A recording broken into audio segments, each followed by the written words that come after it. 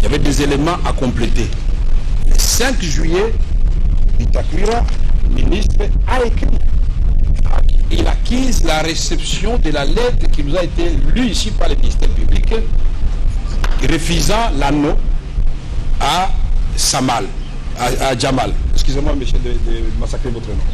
Oui, accusé de réception, lettre numéro papa de développement rural 2018, 10 juin 2019. Demande d'avis de non-objection de 2 projets d'avenant au contrat travaux de construction de 900 maisons préfabriquées dans 9 provinces pilotes de la République démocratique du Congo. Et cette lettre a été lue ici, adressée au directeur général du marché public, en référence à votre précité, je ne vous ai pas tout ceci, et à la fin, il explique, pour répondre une fois pour toutes à cette question-là, par ailleurs, si les 9 provinces pilotes proposées, les études de sol et la topographie des sites proposés ne renseignent que la disponibilité des terres à travers 5 provinces, Kinshasa, Congo central, Kasaï oriental, Kasaï central et Sud-Kivu. En conséquence, il y a nécessité et de modifier par avenant les contrats initialement signés entre l'autorité contractante, c'est-à-dire lui-même, et l'attributaire du marché conforme, l'attributaire c'est-à-dire Jamal, qui ne s'appelle pas Kamel, conformément aux dispositions légales et réglementaires en vigueur sur les marchés publics, prenant en compte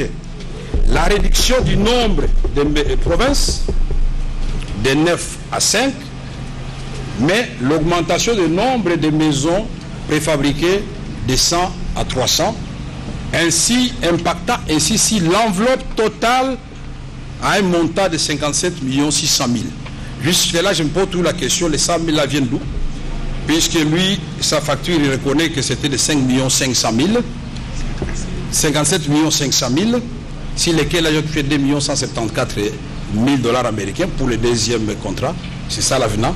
Donc c'est encore une fois, monsieur le caméraman s'il vous plaît, c'est encore une fois Bitakwira qui a signé. Donc c'est très facile et on a eu confrontation ici. Mais maintenant... On a eu confrontation ici à Makala. Ce jour-là, il avait vanté quand il a voulu partir sans que je n'ai le temps de répondre. J'ai dit à l'avocat général, quand lui là, il est là, j'ai dit non, il n'est pas question. Bitakwira doit attendre, les avocats vont tenir les histoires, il ne faut pas tomber, mais je dois répondre et vous remettre ces documents aujourd'hui même. Il a reconnu. Il m'a écrit ces 2 numéros sur ma farde. Ah non, il faut qu'on se voit qu'on parle. Mais non. On va parler devant les juges, monsieur. Et donc, c'est très facile d'appeler les gens comme ça, assumer